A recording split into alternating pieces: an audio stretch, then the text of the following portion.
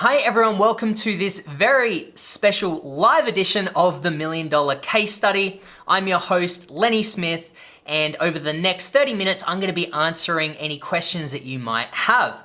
So please drop your questions into the chat box below, and I will answer as many of them as I can. Imagine a blueprint, a step-by-step guide, a case study where we peel back the curtains and show you what it takes to sell on Amazon. Welcome to the $1 Million Case Study. A couple of quick updates on the P-pads and the product, where they're at the moment. So currently they're out of stock. I recapped this a little bit in episode 14, but to go over it again, we initially ordered 500 units. I could only send in 200 units at a time because of the inventory restrictions. We've now sent in the other 300 units and they've gone out of stock, and I'm awaiting another order of 2,000 units coming in. Initially, I would have only ordered maybe another 500 or 1,000 units, but seeing as they're actually selling quite well in the first few days, I realized that we would need to up the total number, and so that's why I'm ordering in 2,000. Now, where we're at today, I believe the shipment will be, or the product will be ready any day now. And so it's about to get shipped out from China. Now, the most cost-effective thing is to use ocean shipping. However, because we're out of stock now, I'm asking for a quote on getting air shipping. I think it's going to be significantly more expensive. However, as I've talked about at different points, speed is also key, and I would love to get more inventory back in as soon as possible. So I'm just going to weigh up the two quotes and see how big of a difference there is. If it's really, really over the top, then we'll just go with sea shipping, and we'll just have to remain out of stock for the next month or so. But in terms of the listing so far, it's doing quite well. We've now reached a total of 18 ratings or reviews in total, with a few good, really good reviews there with some nice photos. We've got an average star rating of 4.5, or at least that's how many stars shows up. What else is notable from the launch so far? We got a couple of negative-ish reviews. So we got a one-star review that said, "These mats are great," and the description was, "These mats work really great, they hold a lot of fluid." 1 star. So I'm not sure if the person leaving that particular review, whether they misinterpreted a 1 star over a 5 star. So that was a little bit of a bummer, seeing as the actual review itself was quite positive. However, we've had a whole bunch of other 5-star reviews, which has helped us bring back that score so that it appears as a 4.5. So if you do have any other questions regarding what I've just covered, anything to do with the product and the launch, please drop it in the comment section below. One more quick announcement just before we dive into the questions. We have our very first virtual online conference coming up next week, May 5th and 6th. It's called JungleCon, and it's free to join. So we're going to add the link to join that one in the description below. So click on that one in order to register, and make sure to join that one. We have a really great lineup of speakers, including myself for one of the sessions, covering a broad range of topics to help you as a seller on Amazon. So I'm really excited about that one. Hopefully see you there. If you don't join live, the replays will be available on YouTube, so we'll link to those from here. Now, without further ado, let's dive into today's questions. Thanks for everyone for leaving these. Okay, starting at the top one, Batul says, when did you increase your price and why? This is a great question. So my intended price was about $29.99. I'll just say $30. And that would have given us about a $10 profit margin. $20 is about the break even. So that would give a $10 profit margin. However, we were launching with no reviews and not the bestly optimized listing ever. So I wanted to drop the price. I wanted to experiment with dropping the price and also with using Amazon coupons. So I did both. I dropped the price to $25 and then offered another 20% coupon to get that down to $20. So that means that what I was selling it for on Amazon was essentially breaking even. So when you think about that, yes, any PPC spend that I was spending, that was essentially all a loss, okay? But because we dropped the price so significantly, we ended up making sales literally within the first hour of turning on PPC. And over the first couple of days of advertising, we were actually running at an ACOS, I think it was like 60 to 70%. Definitely around about the 70% mark, no higher, which is actually really impressive for a listing that has no reviews, and I didn't feel it was as optimized as it could be. So that was a really great result. Honestly, I was expecting the ACOS to be running at 200, 300%, because typically it is a lot more expensive to run PPC to a listing that has no reviews. That's why a lot of people do often talk about waiting till you've got 3, 4, 5 reviews, as your conversion rate is going to be a lot better. So in my case, I just wanted to just do everything I could to kind of get this product out there. So that's why I started out with a low price to begin with. The results of the PPC day after day were actually quite good. Over the first few days of running PPC, I think it was like averaging maybe 30 units per day, and it was all under 100% ACOS. Because of that, that told me that if I can get under 100% ACOS with a listing that still has no reviews, then I can probably put the price up. It will probably increase the ACOS, but I can probably afford to increase the price. Now, coming back to your question, when or why did I increase the price? It was about a week and a half later when we started getting reviews. So I was already getting good results with no reviews. Then as we started getting a few reviews and we had 4 to 5 star rating, I was working under the theory that, okay, now that we do have reviews, we probably can, we're probably going to get better results. Therefore, I can start slowly bumping my price up until I reach the point that of my intended price. So essentially, the plan was always to increase the price. At the moment, the last time I increased it was to $28.99, and my goal is to get it to $29.99. So I haven't actually tried $28.99 yet because we ran out of stock, but when we get the new stock in, I'm going to run it at $28.99 for a while. If we're finding it hard to get sales, I might drop the price back down until we accumulate some more reviews. Or if we are able to get sales at this price, I'll run it at that price for a few days or maybe up to a week and then test out the higher price. So what I'd encourage here is a lot of testing. There's some strategy behind it, but really it's just a matter of testing the price, seeing whether you get sales and what the results are, and then tweaking from there. Hopefully that answers your question. Another question from Batul. When did you launch your campaign? Was it when Amazon was receiving your product or when you had items available for sale? Good question. So PPC will only begin running when you actually have units available for sale. You can actually set the PPC campaigns up earlier, even if your product isn't live yet, but it will not start running until they become available. Now, what I thought was really cool, we had the 500 units at the Jungle Scout headquarters, sent 200 units in from there using Amazon's partnered carrier, and I actually hadn't done that before in my own personal experience living in Australia or abroad. I've always just sent the inventory straight from the supplier into Amazon. So I've never used Amazon's discounted partners, but what was really cool about that is that the items were still in transit and Amazon actually allowed the listing to go live maybe a couple of days earlier, even though they hadn't quite received the items hadn't arrived yet, but it allowed the listing to go live and it just said that the stock will be available in a couple of days. So that was one advantage I found of using Amazon's partnered carriers versus just sending it in yourself. If you send it in yourself, then it won't go live at all until it's been fully received and in the warehouse.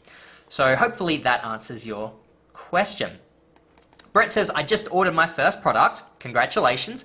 Just curious how long you expect it will take you to be profitable. That's a really great question, and it can vary. I'm actually pleasantly surprised with the launch of the P-pads. If you go back and watch Million Dollar Case Study episode 14, the last episode, I share in that our performance in the first month, and you will see in that we are about negative $3,000. So basically a $3,000 loss, which was mostly advertising and just because we dropped our price.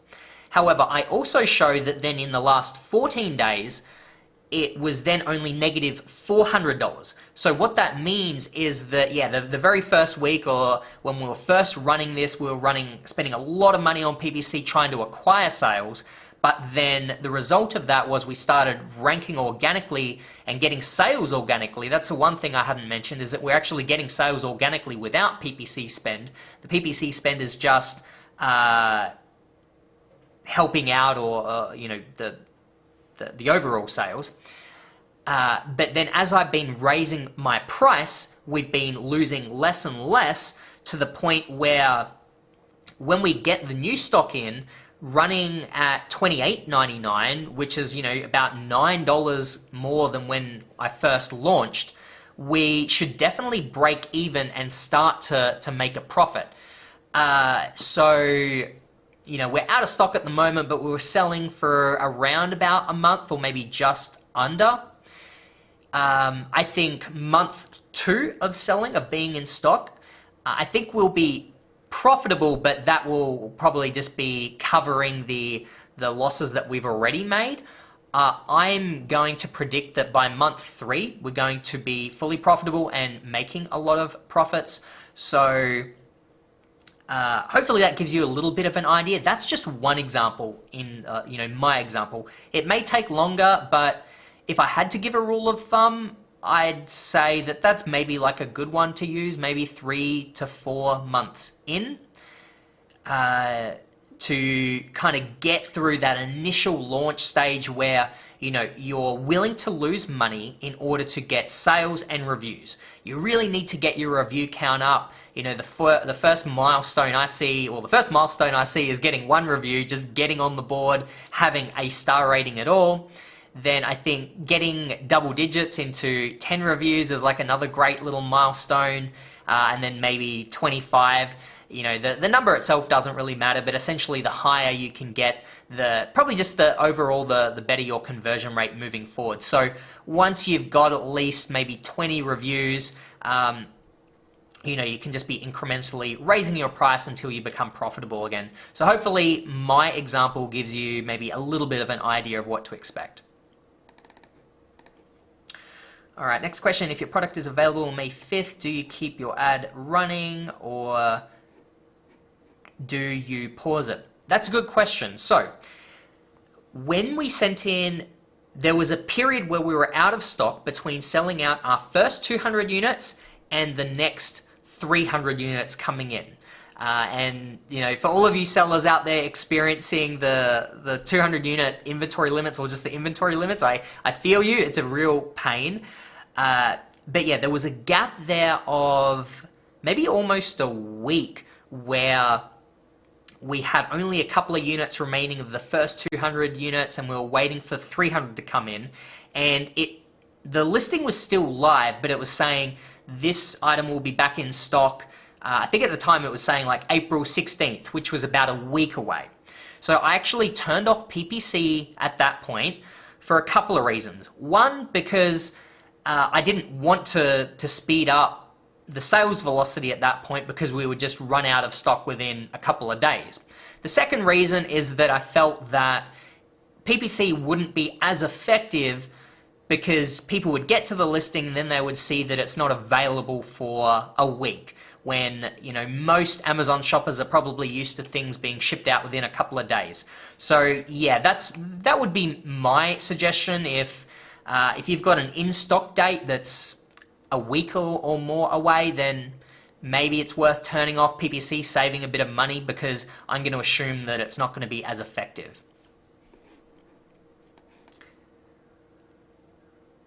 All right, so Aman says the strategies of finding products that you told on YouTube and your website is now used by thousands of sellers, so it's increased competition. I definitely encourage you to join us in JungleCon.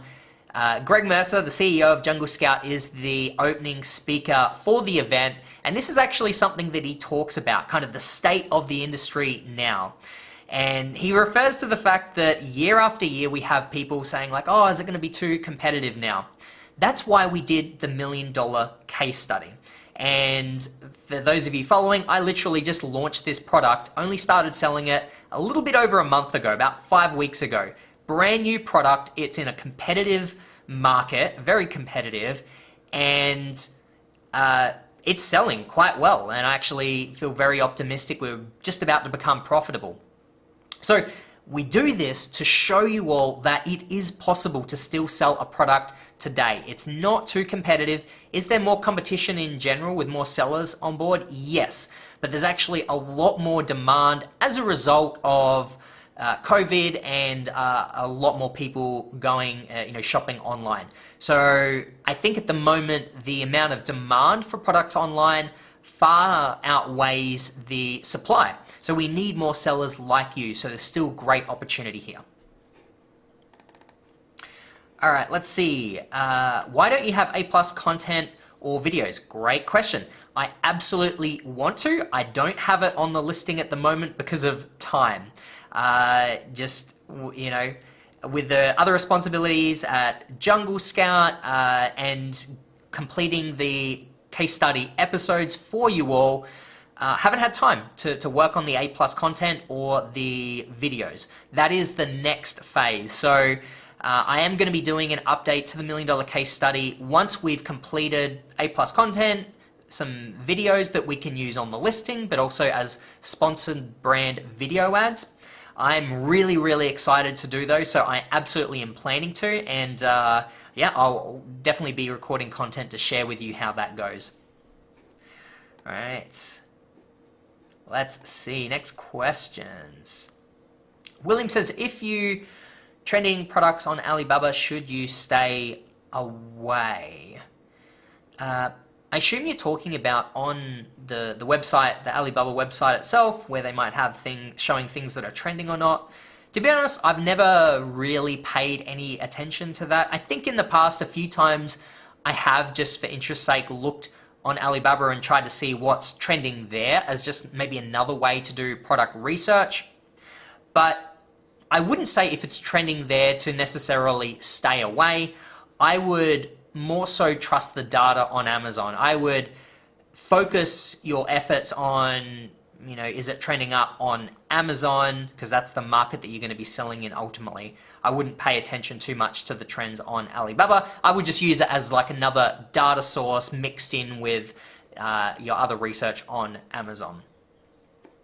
All right, let's see. The next up is Mohammed says, what are some strategies I can use if the product is not selling? Great question. It's a little bit hard to dissect into that without seeing the product itself, but the first things that stand out is like I've been talking about, how many reviews do you have in comparison to everyone else? Is it a very highly competitive niche where everyone else has hundreds or thousands of reviews and you've got none? And then also the big one is how are you priced compared to everyone else? Are you on the very high end, the very low end? Are you the same price as everyone else? If you're the same price as everyone else, if there's not a stark difference in the number of reviews, then the next thing I would say is, how well optimized is your listing? Does it have a really great main image? Does your main image stand out from everyone else's? A main image plays a huge part in getting people to click into your listing. Once they're into your listing, what's on your listing is very, very important. How well written are your bullet points? Do you have A+ content on there? If you have brand registry, those things can greatly help you convert people once they're on your listing. Those are a couple of things that just come to mind. I know they're quite broad, but it's hard to kind of say without. seeing your product. Brett says, do you use the Vine program to get ratings? Yes, that was one of the first things I did when the listing went live. I enrolled the product into the Vine program, and to date we've received one review back. I haven't checked it in a few days to see how many have been claimed. I think there was 2 claimed, and yeah, we've received 1 review back.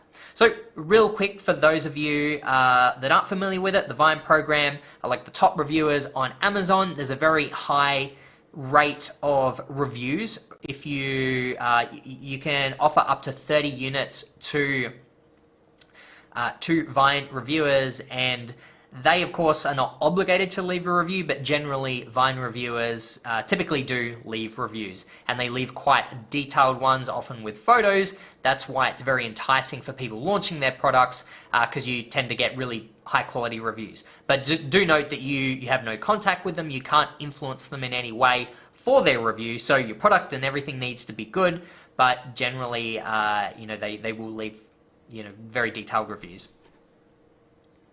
Sarthak says, what product are you talking about?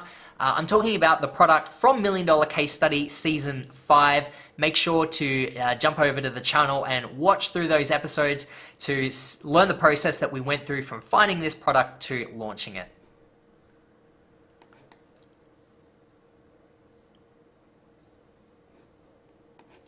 All right, Batul says, can we use the Vine program while we don't have brand registry yet? No, the Vine program is limited to brand registered sellers, so you do need to have that. Henry says, what's up with increased sea and air shipping? I don't know. I guess there's just a lot of it going on in general. Yeah, I don't know. That's my only assumption, is that there's like a lot of people sending stuff in at the moment. Again, just the demand for products online has gone through the roof the last year. Therefore, I am going to assume that all these freight forwarders and carriers and so on are also feeling that as well, and therefore the prices go up. But maybe as things start to level out again, probably moving forward over the next few months, maybe those prices will come down, but I don't know other than that. Pankti says, how does it impact on sales when sales go out of stock? Good question. I don't have a really detailed answer for that. I think in the past, and myself included, most people on, most influencers and people talking about Amazon, really convey the point of like, don't run out of stock. And of course you don't run out of stock. You will typically lose some organic rankings. And so I think it does have like a little bit of a negative effect, and it does maybe take a little bit extra, or a few extra sales in order to kickstart your listing again. So if you can avoid it, try not to go out of stock, but at the same time, I wouldn't stress out too much if you do go out of stock. Unfortunately, it's happened to our product. This is the second time now, which, couldn't really have been helped, but, the first time we went out of stock, we bounced back almost immediately, and I feel pretty confident when we get our next shipment in that we'll bounce back again. We might have to spend a little bit extra on PPC for the first couple of days, but I think we'll recover our previous rankings fairly quickly. There's not a very technical answer for you, and there might be people out there that might be able to kind of like break down the specifics a little bit more. Another quick plug for JungleCon, actually, we have Stephen Pope as a speaker, who's an expert on Amazon SEO and optimizing your listing. So definitely check that one out. It might actually give a little bit of insight into this particular topic.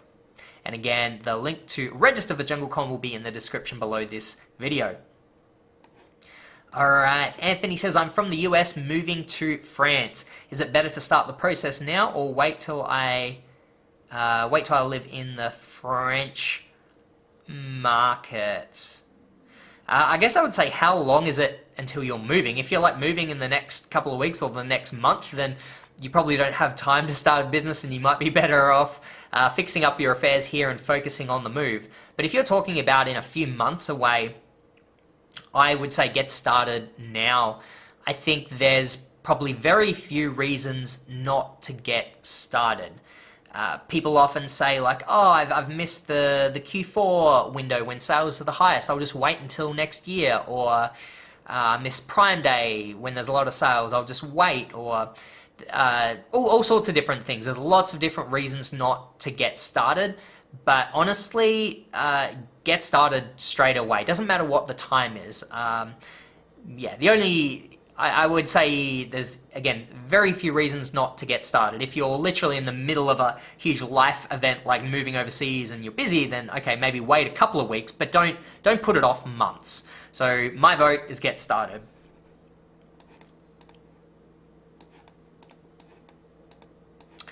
Alright. Troy says, Lenny, how long did it take for you to sell out? I'm having my first product of 500 being delivered soon. When should I start ordering the next batch? Good question. It's really hard. You know, what I would say is look at how many units your competitors are selling. So look at the first page of results. You can run the Jungle Scout extension. That will just tell you like 50, 30, 20, 10. Get the average daily units or monthly units of what everyone else is doing. That'll give you an idea of kind of the market, and at best case scenario, if you can get into that sort of top, top numbers there, that could be sort of the top cap, if you will, of what to expect. Most likely, but if you're a brand new listing, you're not going to be selling that much, but somewhere lower, okay? And, you know, the best way to get an estimate is off of what other people are selling, but of course you've got a brand new listing, no reviews. It's very hard to determine how much you're going to sell until you try it. As I mentioned, I was pleasantly surprised. I was expecting to have to spend a lot more on PPC in order to get sales. But I think what happened is, one, there's just a huge demand for the product that I'm selling, which goes hand in hand with being a highly competitive market. So there was, again, pros and cons. Very high demand, but also very high competition. And I thought the high competition was going to slow down our entry into the market, but fortunately, I think I was able to counteract that by offering a very steep discount. And I think that's why our particular product managed to sell quite well from day one. I typically haven't seen a launch personally that's gone quite that well. Normally I've had to spend a lot more up front to get sales, but was very fortunate with the P-pads that they started selling well right out the gate. Now, coming back to your question, how long did it take for you to sell out? Yeah, I think in terms of actual selling time, not including the stock outs, it was about 3 weeks. And so we went through our first sort of 500-ish units, or almost 500, very quickly. And so you're saying you're getting 500 units in, when should you start ordering the next batch? So again, I'd figure out, okay, how many units are the top sellers making, and then figure out, if you were to be selling that amount, which is your goal, figure out when you would need to reorder in time in order to, not run out of stock. So if you come out of the gate selling 20, 30 a day, then you pretty much need to reorder immediately. Probably the easiest answer for this is if you're a Jungle Scout member, then jump in, use the inventory manager tool, and then all you need to do is put in the lead time. This is how long it takes from the day you place an order to the day it arrives at Amazon. How long is that period? It could be 45 days, 60 days, and then you also tell it how many days do you want to be in stock. And so the rule of thumb there is to take your lead time plus at least a month. Okay, you put in those 2 bits of data, and then Jungle Scout will look at how many sales you've made over the last 15 days, the last 30 days, and based off of that, it will just tell you when you need to reorder. So rather than me trying to waffle on and explain this, just use Inventory Manager in Jungle Scout. But hopefully I gave you an idea of the process or the thinking. Okay. All right, I lost where I was up to.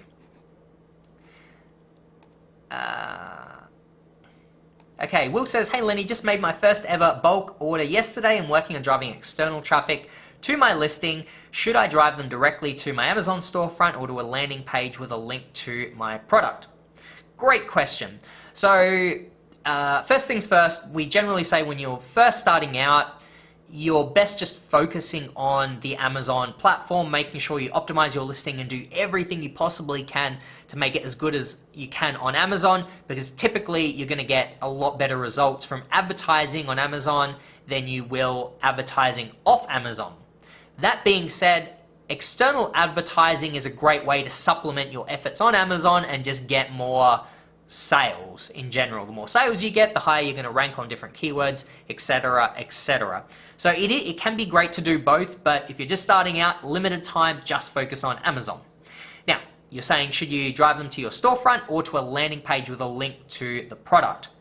I haven't done this yet, and it's something that I'll try out with this particular product, but just in my humble opinion, I would probably drive them directly to the Amazon storefront. So getting them onto Amazon, where from that page, they then just they probably only need to have like one click to add the product to cart. They're already on Amazon, they're in that ecosystem. If you drive them to your own landing page, then they have to like click on the product link to then go to Amazon, and then they have to click again to add to cart. So I feel like that particular way has an extra step.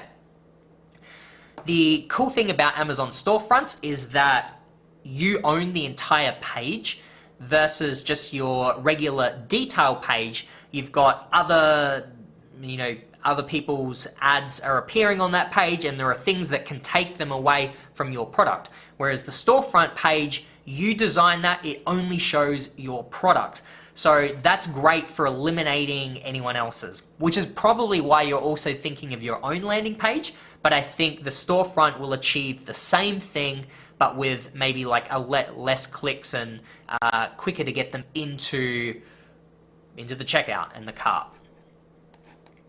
But you could try both. That's the other thing. If you're running advertising, it's like you could run ads or whatever to both, and then kind of compare the conversion rates and compare the results later is another thing too. Okay, Sarthak says, if the items are sent directly from the warehouse or from the manufacturer to the warehouse, how do you work on the photographs without having the product? Great question. So there's a few things you can do. Typically, I would just use the sample that I initially got, because usually I would get a sample from my top 2 or 3 manufacturers first. Then based off the one that I like, I then place an order with that manufacturer for the full order, but then usually I have a sample to take a photo of. One of the issues there is that it may not have the logo or the right packaging, so I would sometimes just use that for a scrappy photo, but typically in the first order, I ask them to send me a unit as well, and every supplier that I've worked with has always done this. So if I'm ordering 500 units, I might have actually ordered 502 units and got them to send 2 units directly to me and 500 into Amazon. Or you could get 1 unit sent to you, 1 sent to a photographer if you're using someone else. So that's probably my best tip is, order a handful of additional units and get them sent to yourself or your photographer or whoever. It's definitely handy to have the product yourself for this reason of taking photos. Samuel says, have you shipped a full container from China to the USA? Is it better to ship with a freight forwarder or directly with the shipping company? Let's see.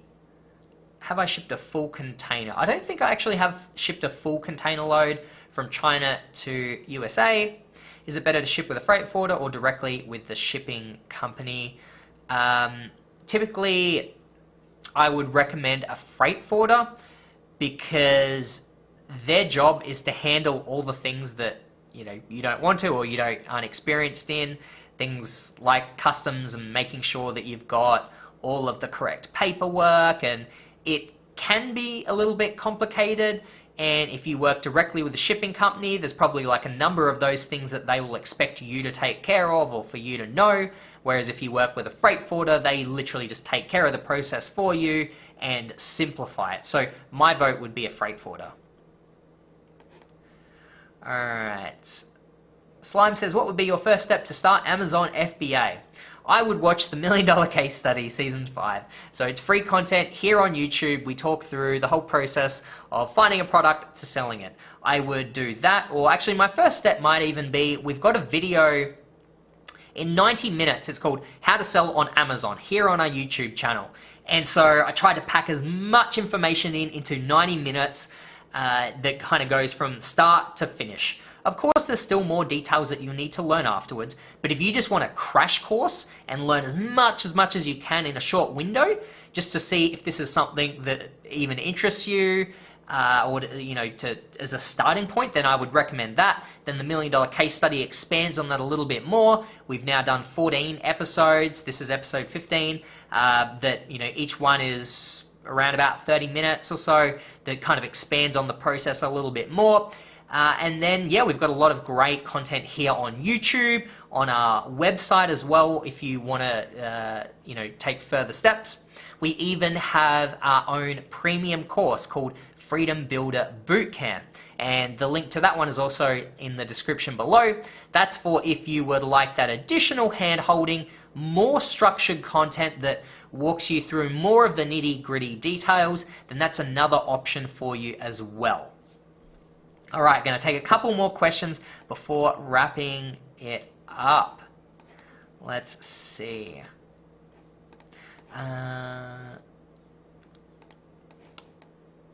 Tom says, why you don't recommend selling any supplements? Is it because you assume it comes from China? No, that's not necessarily the reason, and this is maybe just a personal preference, but the supplements are very, very competitive, and I personally am not interested in selling products that people consume. Honestly, the idea just kind of like freaks me out a little bit.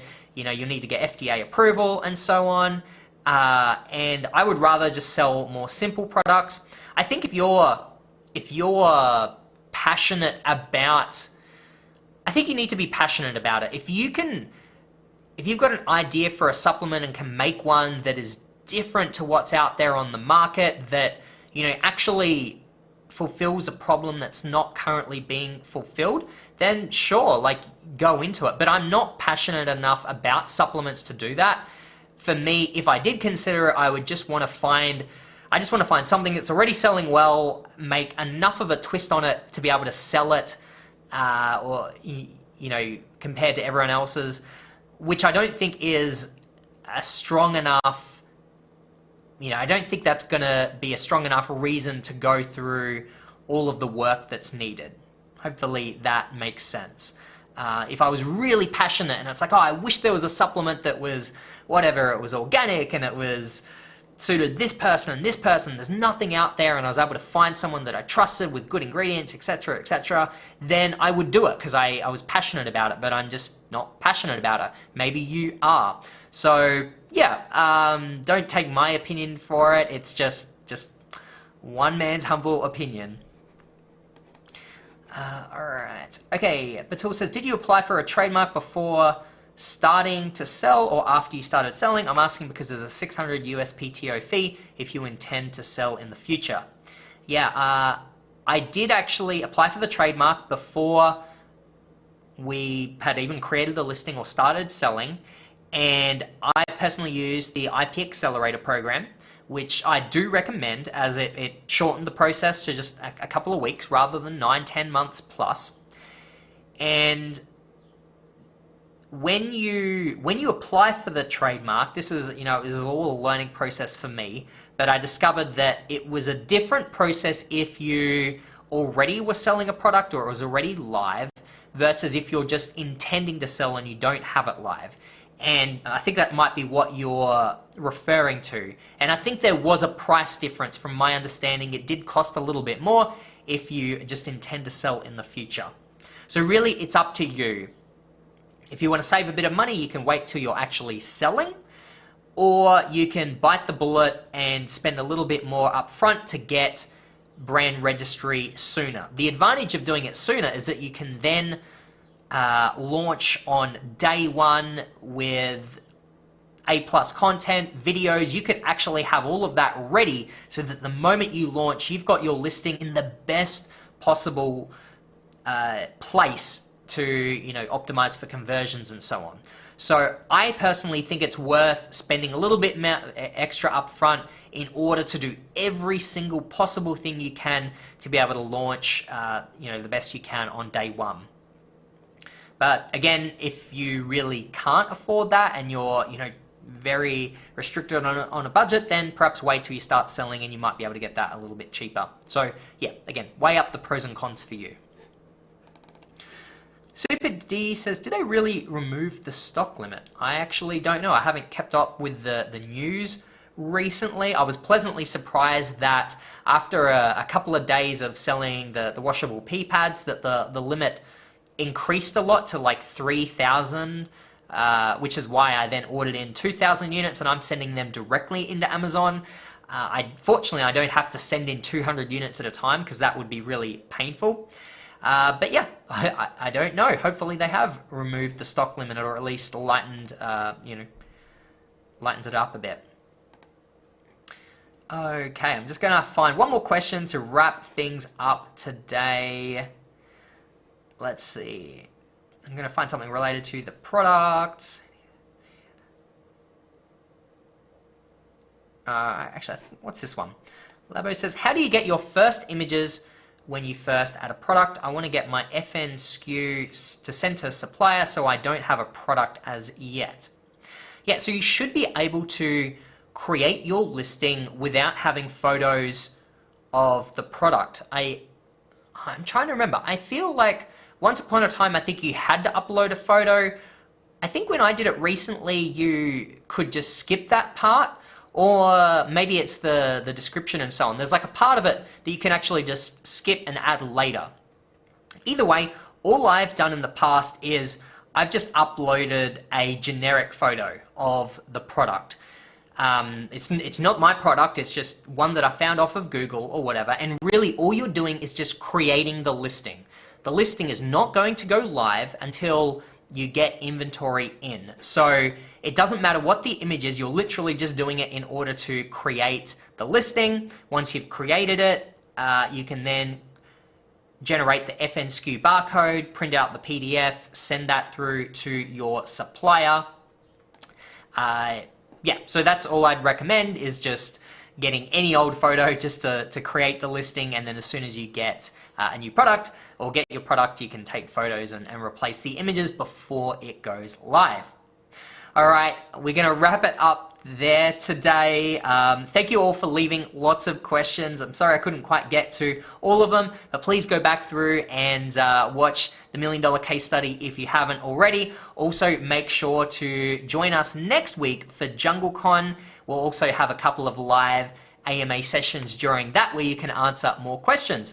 Also, if you want me to do more AMAs like this in the future to answer more of these questions, then give me a thumbs up down below so that I know you're enjoying this content and that you want to see more like this in the future.